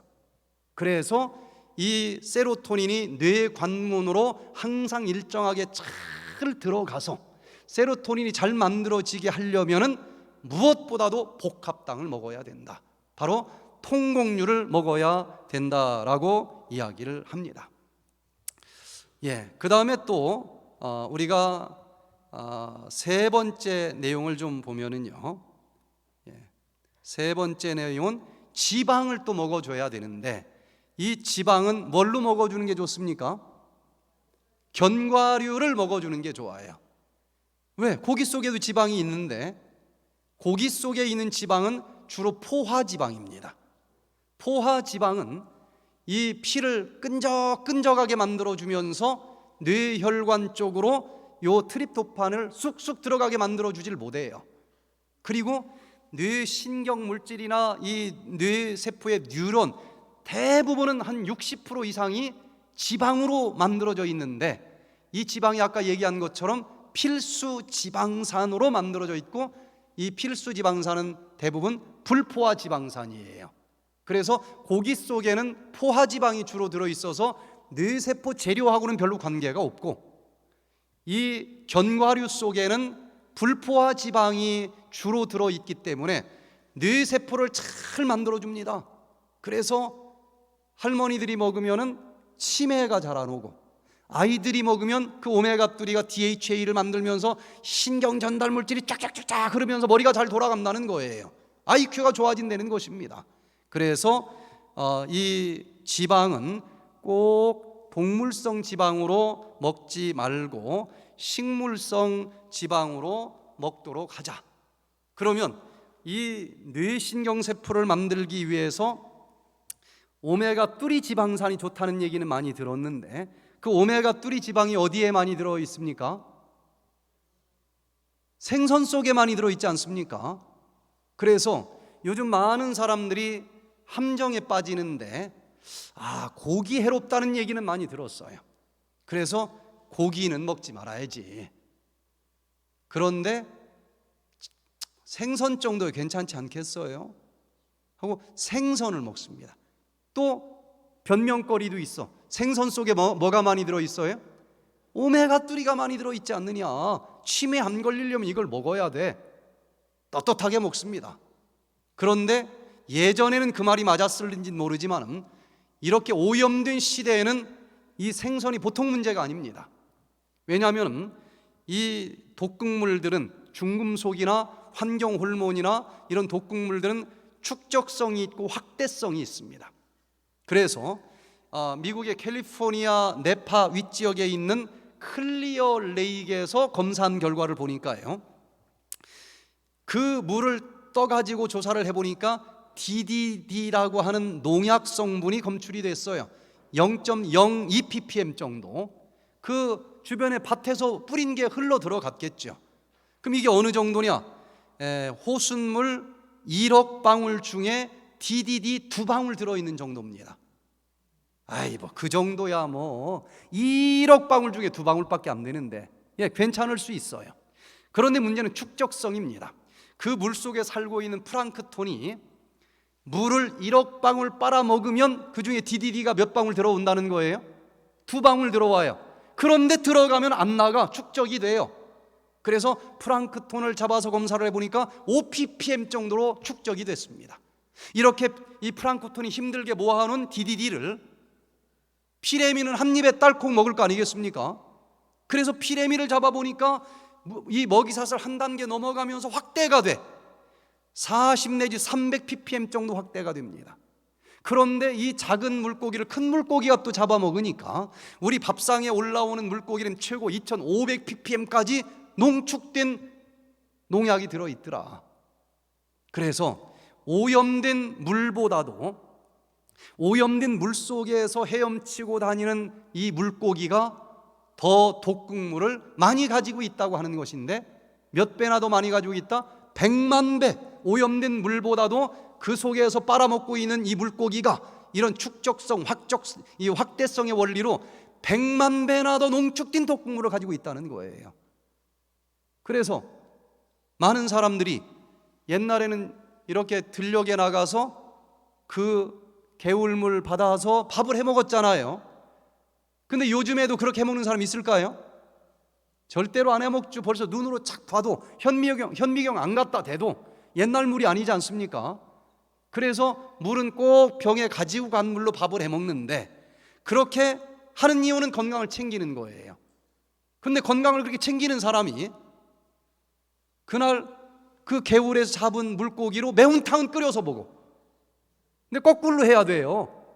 차라리 매운탕을 끓여 먹기보다는 그 물로 밥을 해 먹는 게 더 나아. 매운탕을 끓여 먹지 말아야 될 이유는 이 물을 밥으로 해 먹지 말으라고 하는 이유보다도 100만 배 이상 더 강력하다는 거예요.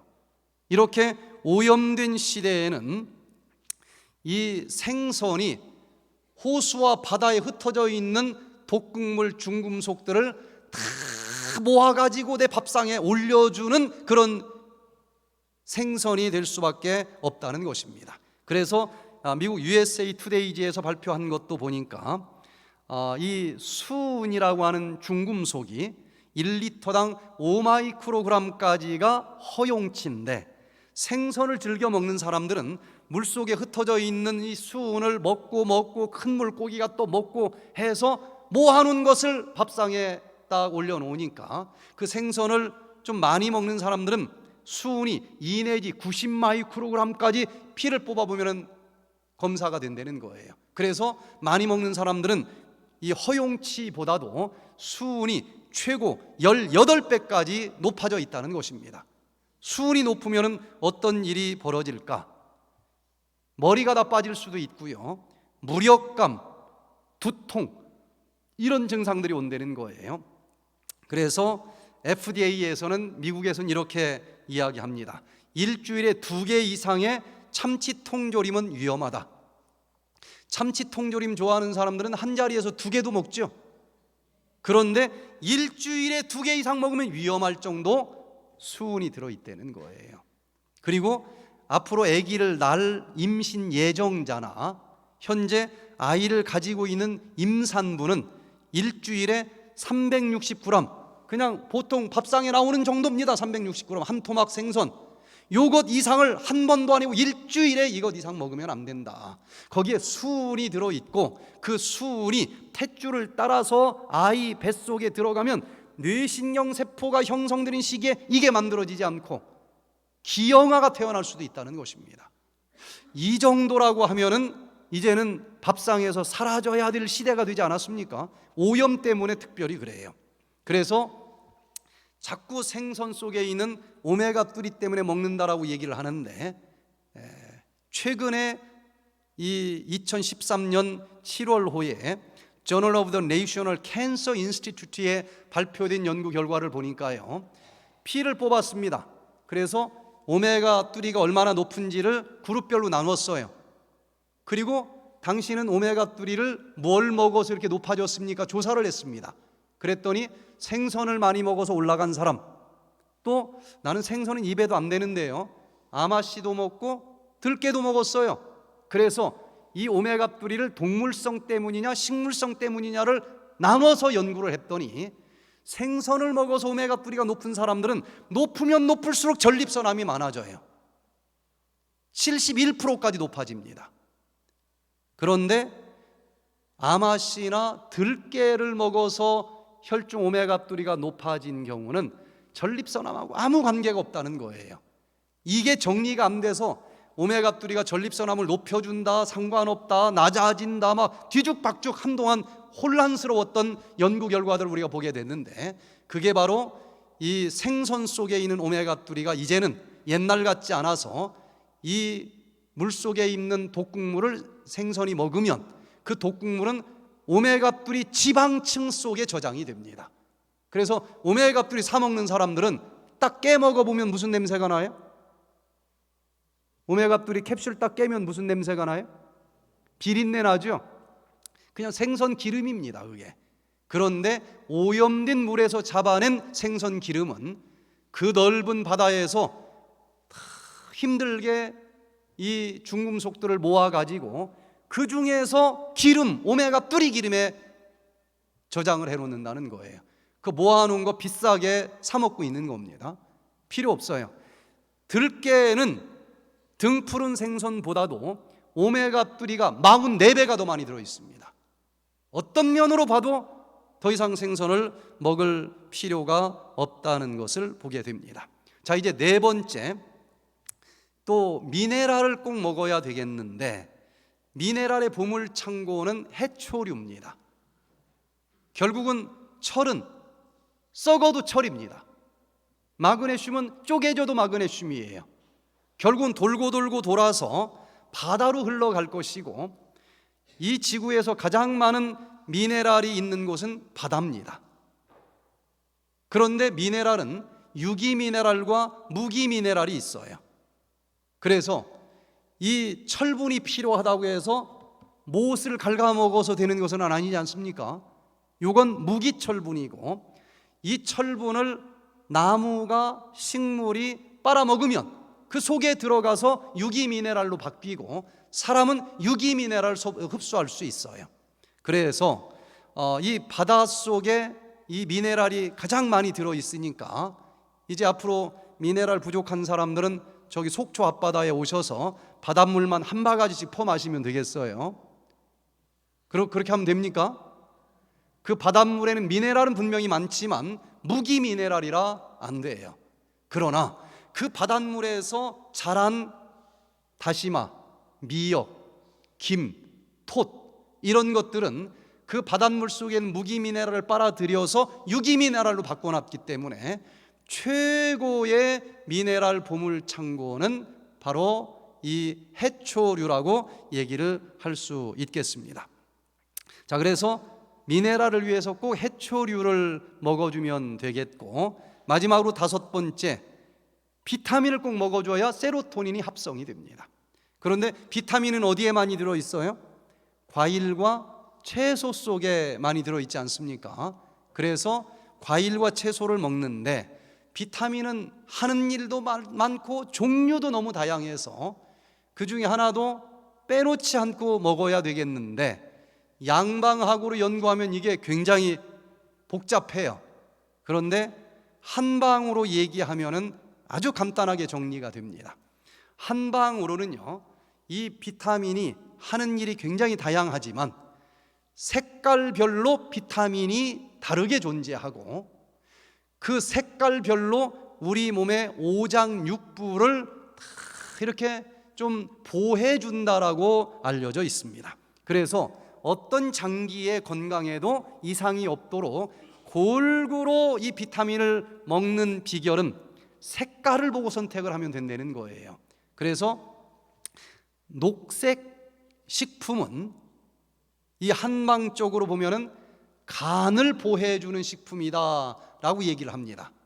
제가 미국에서 제일 큰 한의대에서 이 한방 식이요법학하고 양방 영양학을 가르치는데, 미국 애들한테 녹색은 간을 보호해준다. 그럼 걔들이 이해를 할까요? 못 할까요?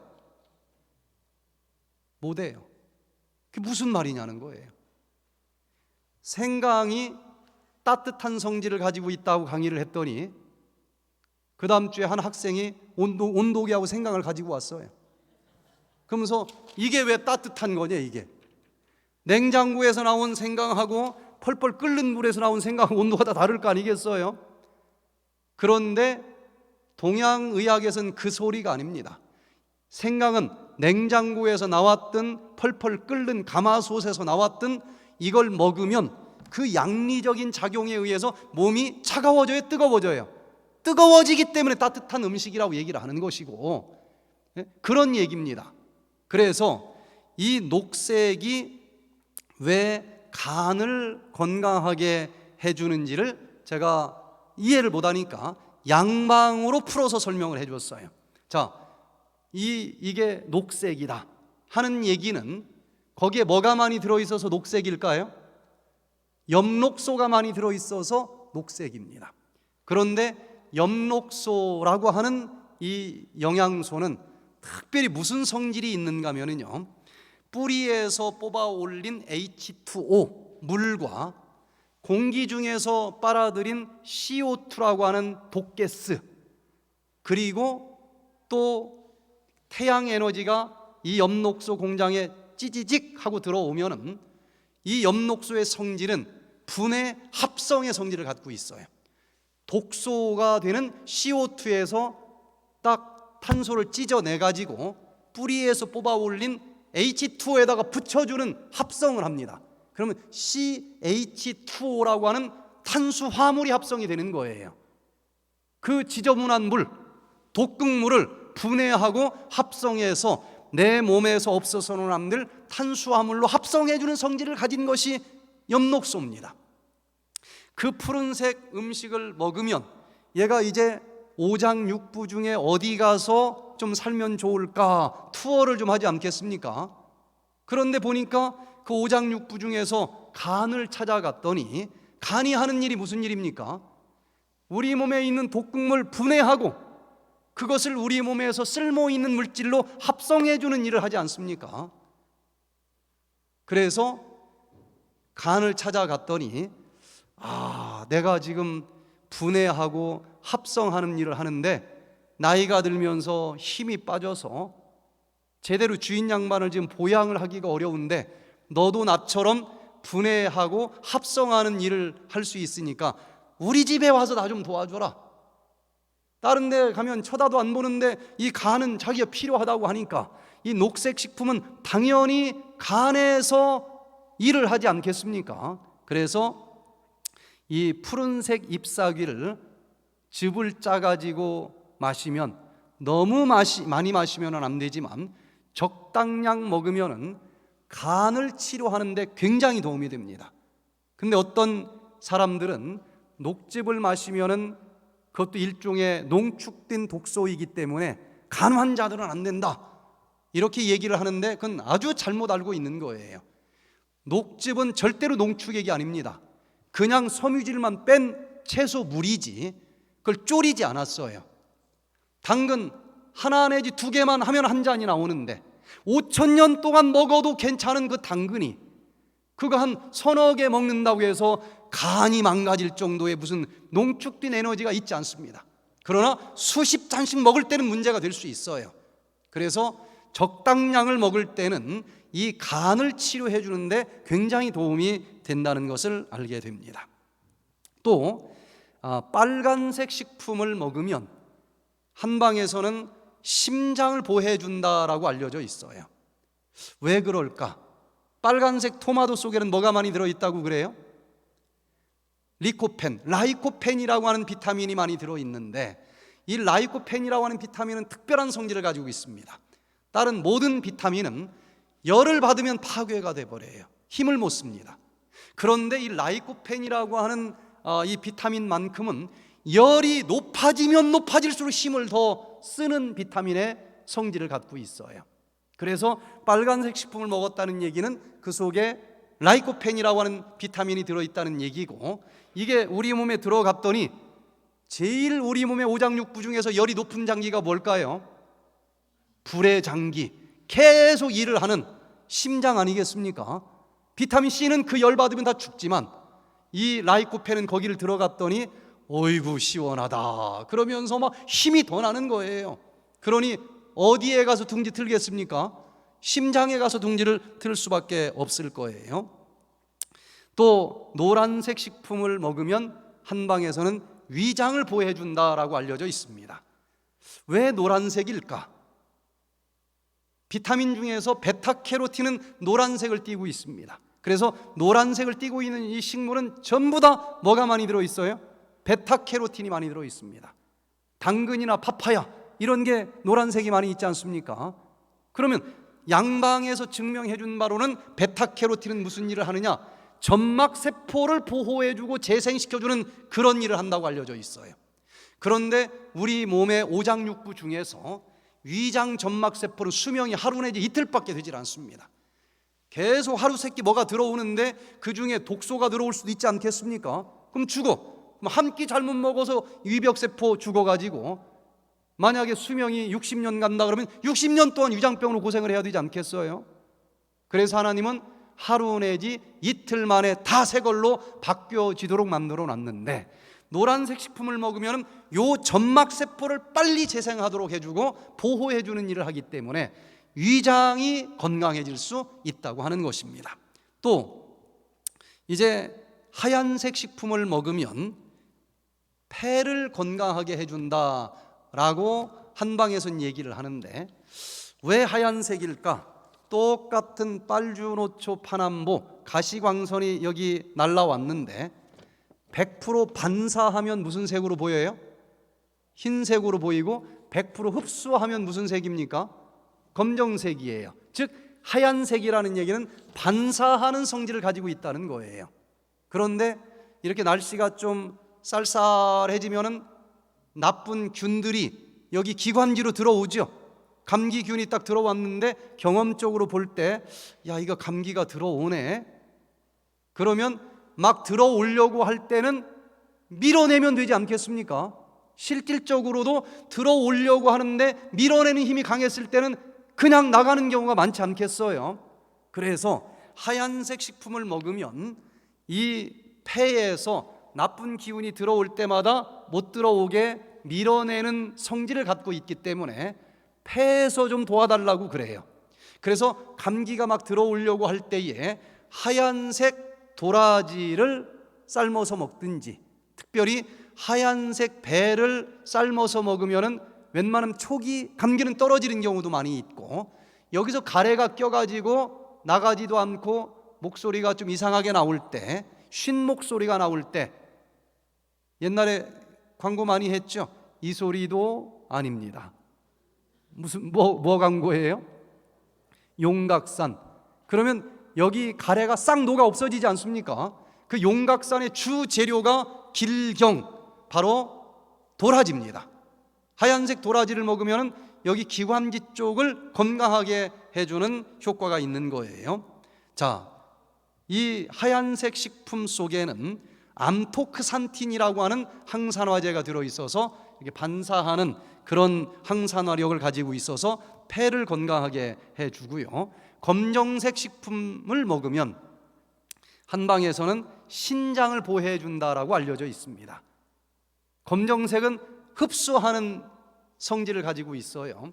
그래서 이 검정색 식품은 암토크산틴이라고 하는 항산화제가 많이 들어있는데, 이게 몸속에 들어오면은 다 한번 투어를 해보니까 신장이라고 하는 장기는 우리 몸에서 쓰고 남은 찌꺼기를 가지고 가는데 아직도 쓸모있는 단백질, 칼슘 다 흡수하는 게 주된 일 아니겠습니까? 근데 나이가 들면서 이 신장의 힘이 떨어지면 단백질이 흡수가 되지 않고 오줌으로 새나가는 거예요.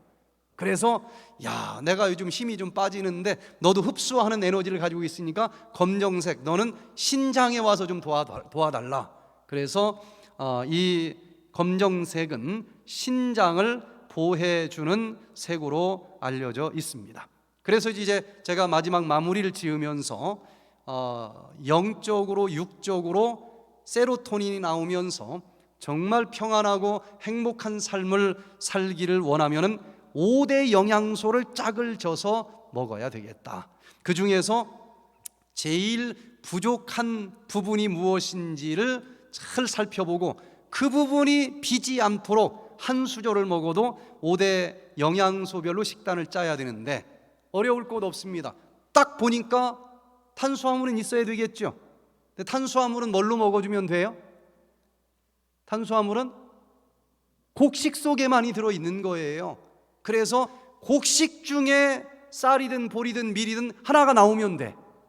그 곡식 중에서도 맨날 밥만 먹을 게 아니라 떡국으로 나갈지 빵으로 나갈지 떡으로 나갈지 변화를 주면서 하여튼 밥상 중에 뭐가 있어야 돼요? 곡식으로 만들어진 게 하나는 나와야 된다는 겁니다. 그럼 탄수화물은 들어간 거예요. 그 다음에 또 이 에너지를 만들어주는 탄수화물뿐만 아니라 우리 몸의 일부가 되는 조직물이 되는 단백질도 먹어줘야 되는데 단백질은 뭘로 먹어줘요? 콩. 그래서 두부로 나오든 청국장으로 나오든 하여튼 뭐 콩나물로 나오든 콩 종류로 나온 반찬이 하나는 있어야 된다는 것입니다. 그 다음에 저장 에너지로 사용될 수 있는 지방질도 먹어줘야 되는데 지방은 뭘로 먹어줘요? 견과류로 먹어줘야 되니까 견과류 중에 하나는 꼭 나와야 됩니다. 한국 채식주의자들이 많이 놓치기 쉬운 것이 견과류도 안 먹고 고기도 안 먹는 거예요. 그러면 지방질이 부족해서 자꾸 고기 생각이 나게 돼 있습니다. 자, 그 다음에 비타민을 먹어야 되니까 과일 채소를 먹어야 되는데 5가지 색깔이 들어갔는지를 보고 미네랄은 해초류가 그 중에 하나 돌아갔는지를 보면 착 보면 1초 안에 뭐가 빠졌는지 그만 보이지 않겠어요? 양이 작아도 이렇게 5가지 영양소를 골고루 갖춰서 먹으면 세로토닌이 충분히 만들어지면서 마음이 기쁘고 행복할 수 있다고 하는 것입니다. 영적으로도 이 5대 영양소 말씀을 먹으면서 살아야 되겠는데 탄수화물은 좀 달콤하지 않습니까? 그리고 그날 쓸 수 있는 에너지를 공급해 주는 영양소예요. 마찬가지로 영적인 말씀도 먹어야 되는데 우리는 복음의 말씀을 먹어야만 됩니다. 작년에 읽은 말씀으로 오늘 살아가면 안 돼요. 오늘 살아갈 것, 오늘 먹은 말씀으로 살아가야 되는 것처럼 우리가 영적으로 정말 건강하게 살아가려면 매일매일 이 복음의 말씀을 통독해야만 된다는 것입니다. 또 두 번째, 지방질을 먹어줘야 되는 것처럼, 지방질이 뭐예요? 저장하는 에너지로 쓰지 않습니까? 그날 먹기도 하지만 여기에 말씀을 좀, 좋은 말씀은 암송을 해두고 기억도 해둬야 되지 않겠습니까? 그래서 환난날 그때 명상하고 기억해 놓은 것이 탁 튀어 올라오면서 그것 때문에 내가 일어설 수 있고 또 다시 뛸 수 있는 것 아니겠어요? 그래서 이 마지막 때 말씀을 기억하고 암송하는 일도 필요할 것입니다. 또 단백질을 먹어야 되는데, 단백질은 우리 몸의 근육, 뼈대를 만들어주는 거잖아요. 사람이 뼈대가 튼튼해야 되는 것처럼 영적으로도 뼈대 있는 신앙을 해야만 됩니다. 그냥 믿으면 좋다가 아니고, 이게 뭔지 조직적으로 딱 신앙이 뼈대가 잡히려면은 교리도 공부할 필요가 있습니다. 그냥 믿기만 하면 좋다, 교리가 없어 이리저리 누구 만날 때마다 흔들리는 신앙을 할 수밖에 없는 것 아니겠습니까? 교리 말씀을 연구하기도 하고, 또 미네랄이라고 하는 음식을 먹어주면은 이 미네랄은 모든 한 단계에서 한 단계 이게 변해갈 때마다 촉매작용을 해주지 않습니까? 불꽃을 틔워주는 거예요. 그래서 맨날 계획만 하고 망설일 것이 아니고 탁 뭔가를 그냥 불을 붙여서 누구한텐가 우리 한번 해보자, 이런 이 촉매작용을 할 수 있는 말씀도 좀 축적을 해두고, 마지막으로 비타민을 먹어야 되는 것처럼 비타민은 한 가지 물질에서 전혀 다른 물질로 변화시켜 줄 때 꼭 필요한 영양소인 것입니다. 그래서 이 죄인이 의인으로 바뀌기 위해서 우리를 이론적으로만 해박한 것이 아니고 내 품성을 변화시켜 줄 수 있는 그런 말씀도 체험하면서, 이렇게 교리에만 탁월한 것이 아니고 그냥 기쁘고 변화되는 것만 좋아할 게 아니고 십자가 복음만 좋아할 게 아니고 이 모든 것을 균형지게 말씀을 먹으면서 살아가게 될 때에 우리는 어떤 상태에서도 흔들림이 없는 평정심을 누릴 수 있을 것이고, 그게 바로 영적인 세로토닌이 나오는 삶이 아닐까 생각이 됩니다. 미국에서 김창수 목사님이 이 프로그램에 참여를 하셨는데 평생 이 장로교 목회를 하고 은퇴하신 분입니다. 그런데 당뇨병을 42년이나 갖고 있다는 거예요. 그러다 보니까 아무리 관리를 잘해도 이 정도 되면 합병증이 밀려올 수밖에 없습니다. 병원을 가는데 눈도 합병증이 오니까 눈은 안과 전문의 찾아가고, 또 신장도 이제 다 망가졌으니까 신장내과 의사 또 찾아가고, 심장도 또 다 막혔어, 심장내과. 9명의 각기 다른 전문의를 만나면서 그냥 땜질하면서 목숨을 부지하는 상태에서 이 프로그램에 왔습니다. 지팡이를 잡고 옆에서 또 한 사람이 부축을 해주고 있어요. 첫날 강의가 딱 끝나니까 저 뒤에서 이렇게 악수를 하더니 손이 막 떨려요. 자기 질병이 이런 거다라고 얘기를 합니다. 그러면서 나도 디톡스를 할 수 있을까요? 그러는 거예요. 나이가 82세입니다. 상당히 너무 심한데 그래도 그러면 조심하면서 한번 해봅시다. 그랬더니 이분이 약을 어떻게 할까요? 그러는 거예요. 약이 막 15가지가 되는데 제가 뭐라고 얘기를 할까요? 그냥 드시면서 하시죠. 제가 감당할 수준이 아니에요. 설악산에서 할 때는 조금 다르게 얘기할 수 있는데 이건 집에서 왔다 갔다 하면서 하는 거기 때문에 뭐 어떻게 집에 가서 하는지 모르고 쓰러지면 이게 감당할 수 있는 수준이 아니에요. 그래서 약을 그냥 드시면서 하시죠. 그랬더니 그 대답이 못마땅한가 봐요. 이분이 듣고 싶은 대답이 아니었던 것 같아요. 그냥 끊고 하면 안 될까요? 제가 다시 그냥 먹으면서 그냥 단계적으로 합시다. 영 못마땅한 표정으로 집에를 가는데 나중에 이제 들어보니까 이분 마음 속에는 끊고 한번 해보고 싶은 거예요. 어차피 82년 살았는데 약 먹는다고 지긋지긋한 겁니다. 막 9명 다 돌아다녀도 좋아지는 것도 아니고 그냥 죽기를 각오하고 하나님한테 한번 매달리고 싶은 마음이 들었던 거예요. 제가 먹으라고 했는데도 끊기로 작정을 했어요. 그 딸이 약사입니다. 난리가 났어요. 그날 저녁에 아버지, 약을 먹어도 오늘일지 내일일지 지금 이런 상황인데 약을 끊고 이게 말이 됩니까? 근데 이분이 어디서 믿음이 들었는지 고집을 꺾지 않아요. 약을 끊고 합니다. 그런데 하루 지나면서 주사약 다 먹어도 혈당이 300 이하로 떨어지지 않던 이분이 약을 다 끊었는데도 일주일 지나니까 혈당이 완전 정상으로 조절이 되는 거예요. 그러면서 합병증까지 좋아지는 겁니다. 이제 그 체험을 한 다음에 설악산 힐링센터를 딱 오픈했을 때 이분이 여기를 오고 싶은 거예요.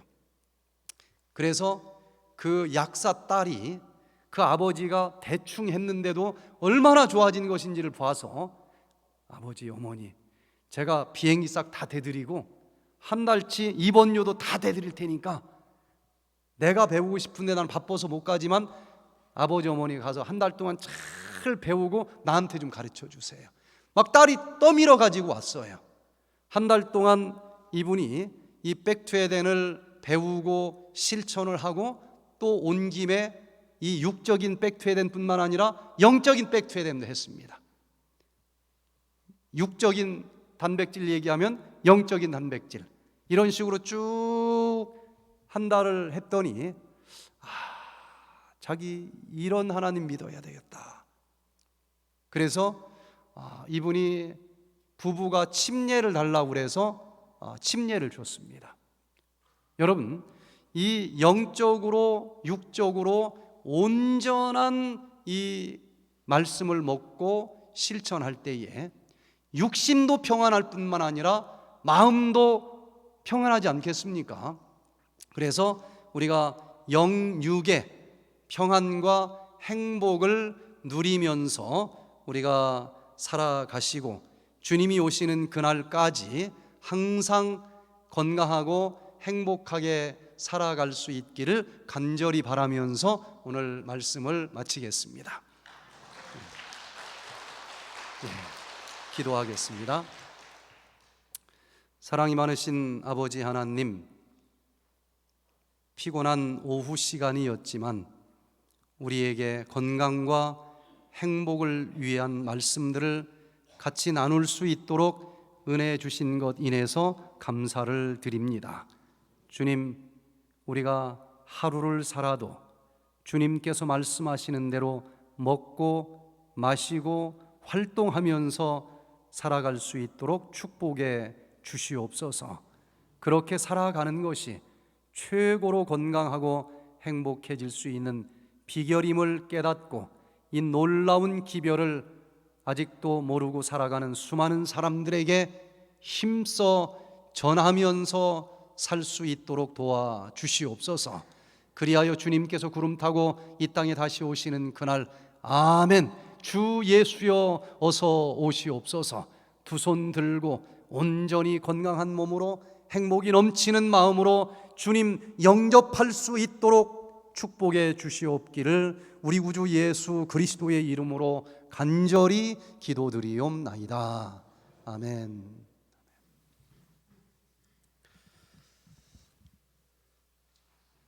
지금까지 세 번에 걸쳐서 강연이 시작되었는데요. 참석해 주신 우리 모두를 진심으로 환영합니다. 다음에 저희가 또 가을에 한번 VIP 또 초청 손님의 날을 또 우리가 준비하고 있습니다. 그때도 여러분께서 또 시간을 마련해 주셔서 꼭 참석해 주시면 감사하겠습니다. 감사합니다.